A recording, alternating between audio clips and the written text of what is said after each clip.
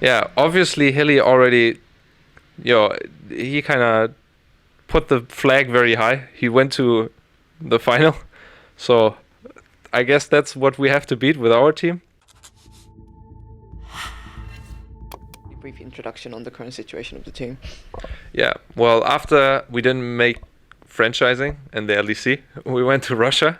And that time, I went to SK, and they were discussing ideas for going to the summer split to Russia.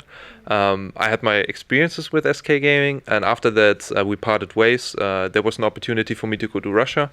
Really great job by my sister and my father, who have developed this entire Russia project. And then, yeah, we went to Russia. We actually managed to win the league, and now we're in the play-ins. It's so cool and fascinating that Unicorns of Love has finally made it to Worlds because the organization was never like quite like fanatic. People really expecting that team to go to Worlds, but the team had very dedicated fan base, which continues to this date. And I would like to ask more about the current state of the fan base and how you feel about them. I mean, I don't know. I really love our fans because we have this kind of characteristic that we don't have a lot of, we are not pretending a lot.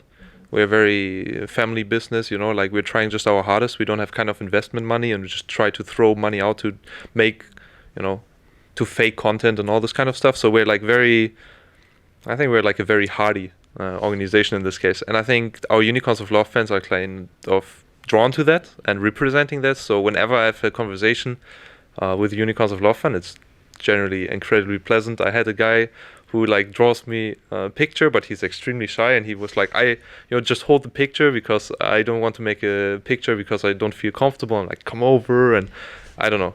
It feels like we give people a voice that maybe don't find it in other teams, and I think that I have not seen a person not like Unicorns of Love that actually met us. So yeah, I really love our fans. And also the fans are super dedicated because when you watch the streams, like people would turn up in like an entire Unicorns onesie, they're very vocal, they're very loud, you can hear the voices everywhere. So does that like also impact the identity of the team? Like the way that how the vocal and forward the fans are? Yeah, I think that Unicorns of Love is like a family in this case. So it's not like us only showing like how it is, but we're getting so much input from everybody else. Like Unicorns of Love is just, yeah, everybody who wants to take part in it together. So for example, before Romar came in, I was a very shy person, and I studied mathematics and computer science. So I was very, a recluse in this case. But he showed me that, how to be more open and how to, yeah, try yourself out in the world. And and how to have energy. Like this man has unbelievable amount of energy. So whenever there was a new player coming in or a fan coming in or like the community saying something, like everything, I just kind of adopted that. I really liked it. And now I feel like way more confident and all this kind of stuff. So I feel that, why we have such a strong and dedicated fan base over such a long time is because I think people like this kind of idea of sharing and being accepted into like this kind of community. Speaking of acceptance, I believe that you also started your major career in Unicorns of Love as the organization. There was a period last year where you did go to the SK Gaming, but overall it feels like Unicorns of Love was there for your career progression as you grew into this coach that has eventually led a team to World Championship. So how has the team influenced you as you grew into your coaching role? Massively. I was in the beginning a player myself, and I come from Dota. Then I went to League of Legends and made a team called Unicorns of Love. We were called Rainbow Bunny Lovers before, so yeah. Why does it become Unicorns of Love? It's more catchy. So basically, yeah, we were called Unicorns of Love then, and we had so many offers from different teams that actually wanted to buy us, or at least, expecting the idea. I talked with Victor Gossens from Team Liquid because he's like Dutch as well, and I'm Dutch as well. I'm half Dutch, and he's like a people's person. I think he liked this, and Unicorns of Love since the start is showing a lot of heart. So when we started the whole team, I was always there, and in the forefront. I had in the beginning the managing coach, and I was a player too. So then I gave one away. I was looking for sponsored in the beginning. I talked with Razer, which is also how we met Romain. He was working at Razer. Then at one day he just stood in front of our door with a pink onesie and is like, "Hey, take me!" And I'm like, I can't say no to this. So yeah, that's how we got Romain. And then people just kept on going into the gaming house, and I had so many great experiences.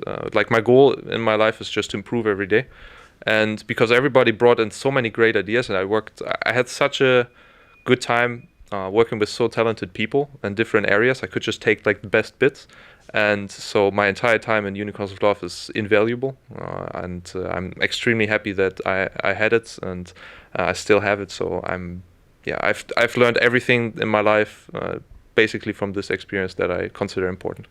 This is going a bit off the tangent, but who made the decision on the branding of Unicorns of Love? Because they're unlike any other like major teams in League of Legends. They're pink, they're sparkly. The title has unicorn and love. So who came up with it and who decided on it? I think it was me. But the whole idea behind Unicorns of Love, like Rainbow Bunny Lovers, was it's literally we needed a game tag, a name tag, just to play in the ladder. Because before, for the Challenger Series, you had to qualify by playing in the Challenger Series with a team, and then afterwards you were chosen as like one of the top 10 teams to play in like a kind of league format, tournament format to get into the league. And we just needed a name, and he's like, it was with Chachi, Vardax, Hilly, Power of Evil mid lane, and in jungle I think we had Gilius sometime, and Dan, and I was at some point also jungler. So they're like, just make a name, and I'm like, Unicorns of Love, and they're like, okay, I guess, whatever. And the idea behind it is that everyone was called such a serious name, like I don't know, man, TSM and the C9, and they had always those acronyms, but nobody, tried to be brandable in some sense of form. Even though I have to say that the older names like Team Solo Mid and something, they had a little bit more charm. And Ninjas in Pajamas I liked, but people try to go away from having like those kind of names to more like brandable names. Like G2 doesn't like to be called Gamers 2 or something. They're just G2 Esports, which is fine. But for us, we really wanted to have a name that rings a bell when you hear it. And also the thought was we were really bad in the beginning. So when we want to win a game, we wanted to ring a bell. And when we won against TSM in IEM, Oakland, and we would beat them with Twisted Fate jungle, and I think Wukong jungle the second game, like 2-0, and everybody was thinking like TSM is insane at this point. I think it just added to it that we were called Unicorns of Love, and TSM afterwards had to go to their sponsors and be like, who did you lose to in the first round? It's like, Unicorns of Love, and man, that was the idea in our head was just too funny. And then afterwards people were like, keep the name, and we went into the LEC with it. It does sound like Unicorns of Love is not just a team for you, but also a project you poured a lot of heart in, somewhere like a home, somewhere you belong to. How was the transition from the EULCS to the CIS? Yes, I'm sorry about that. CIS, and do you think it changed the identity of the team in any way? I think that it always developed Unicorns of Love, and in this case, I was like the only old piece from the Unicorns of Love organization. On the front side, on the back side, we still have my father and my sister who have been there since the beginning, and so I had to rebuild everything. And Unicorns of Love is not like I just say, okay, we have to be friendly and we have to be this and that. It's just the people come together, and whatever is the consensus of the team is kind of working out. And obviously I hate toxicity and all this kind of stuff, so if that comes up I'm like no. So yeah, the people I think just deep down are all really friendly and are not like those kind of poser people. Like I think they all care a lot, and so I think if you develop that from people, then it shows. So in the beginning it was very different. They spoke Russian, and they didn't speak much English with me, so they tried a bit, and then nowadays they're all speaking English. I think it feels like a family. Everybody understands that everybody wants to win, so we have a common goal, and I think then it's just very pleasant to be very open and helpful towards each other. Even though Unicorns of Love has departed from now what is LEC, we are aware that it still has like a very dedicated fan base based in Europe, and there is a lot of support going for the organization as well as the ex-players who played for the UOL, and it's quite fascinating for me that Vizicsacsi and Hylissang, the two former players of UOL, have also made it to well, so it must almost feel like a bit of a reunion. Yes, I was really happy when Chachi made it. Really, this guy has been working absolutely the hardest I've ever seen anybody work. Playing solo queue, really, trying to. I mean, he's also so consistent in top lane. So great that he made it. Xerxo also made it too. Sadly, Power didn't make it, but yeah, sorry, Power. Sad face. And yeah, I'm very happy that they make it. Also, the people that I worked with, because maybe that's what I give into the team. Like, I have this kind of companionship feeling that I think is really necessary for a team to work well, that you can be open and address things openly. I really think that Chachi and Hilly especially are like super friendly people, and I mean, if you meet them in fan meets or whatever, they always have the ability to smile and have a great time. So I'm looking forward to meet them and beat them. In order for UOL to meet them and beat them, they'll have to perform quite well in the play-ins. So I'm just gonna briefly talk about the play-ins groups that you have. You going against Clutch Gaming and Mammoth, and last time I talked to Clutch Gaming, they were already talking about group stages. I'm assuming that they will be the first place to come out of the play-ins, groups. But what are your predictions on those matchups? First up, I've been following Clutch Gaming a little bit more from all the NA teams, which is kind of funny that we ended up with them. Because I think TSM, Team Liquid, and Cloud9, I think, are like the general teams that you're looking at. But Clutch Gaming, especially because they have like a video series where they show, they are very, very dedicated. And they, when they lost the games and they needed to go towards the gauntlet, like the last bracket basically to go to Worlds, they all seemed very defeated and like very emotionally invested. And I love a team that's putting so much effort and so much heart blood in it. So I love that. Obviously, I also know Huni. And this guy is just fun as hell. I hope we get more interviews with him as well, especially on stage. And yeah, so I like the team's general mood, and I do think we can beat them 100%. We have changed quite a lot in the last week that we've been here. I think everybody's been trying really hard. I need to do a better job, definitely, for drafting and preparation, but I think if I do it, then we should be the team winning. I remember going on Twitter and seeing many both current and old members of UOL talking about the fact that, wow, we finally have UOL banners for World 2019. Hey, I'm actually going to ask how that went for you.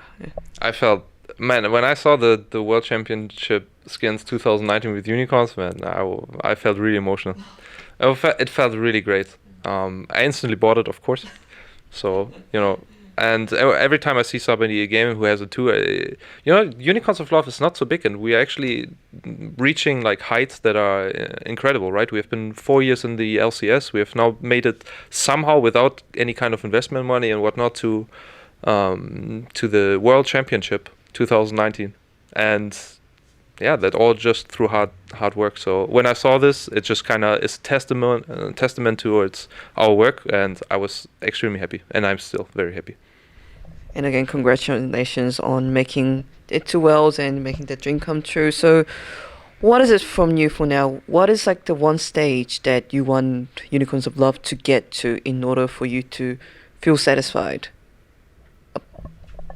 I think I feel kind of the same as when we went into IEM and we picked like Twisted Fate jungle, because everybody can like pick Twisted Fate jungle and then just lose the game, and everyone's like, okay, then it looks even worse. So for me, going to Russia and coaching a team towards Worlds, for me was like always step 1, and for me step 2 is go to Worlds and have a great showing. It's absolutely important for me. So going to Russia was always step 1 for us, and step 2 for me was always performing well at Worlds, and I do think that with this team I can do it. But I really think that I should be working really hard for it. So I know that if we are not going to make it, I have like a huge role to play in it, especially because I have a very strong voice in the team, obviously as a head coach, and so yeah, I can't wait to just work my hardest and do my best. And if we fail, so be it. That's life. I'm also pretty good at losing at this point. But if we're winning, man, that would be absolutely fantastic. And I think that's really my goal right now. Hey, cool. Thank you for the interview. And one final question. So we mentioned that this Worlds feels like a mini reunion for the old iteration of Unicorns of Love. Do you have any message to any of the old players that have made it to Worlds? Yeah, obviously Hilly already, he kind of put the flag very high. He went to the final. So I guess that's what we have to beat with our team. Like, probably Power is thinking the same. When he's at home, he's like, next year we have to make the finals. So honestly, I would be really happy to fight against them and just because people think that you don't want to face them because it's like kind of beating, fighting a friend or something like this. But I think both of the people that I've worked with are extremely competitive, and I think both sides will enjoy it. So my voice to them is don't lose before we can meet. I will try to do the same, and let's meet in the, wherever we can meet, probably group stage, or if not, in semifinals or quarterfinals. Okay, cool. Thank you so much. Thank you for your time. Hey guys, this is Ashley Kang of KORIZON Esports. I'm joining you from Berlin, Germany. We're here at Europe to cover the 2019 World Championship from play-ins all the way to the finals. So if you want to check out the player interviews and any other types of content, please subscribe to our YouTube channel, and we'll see you soon.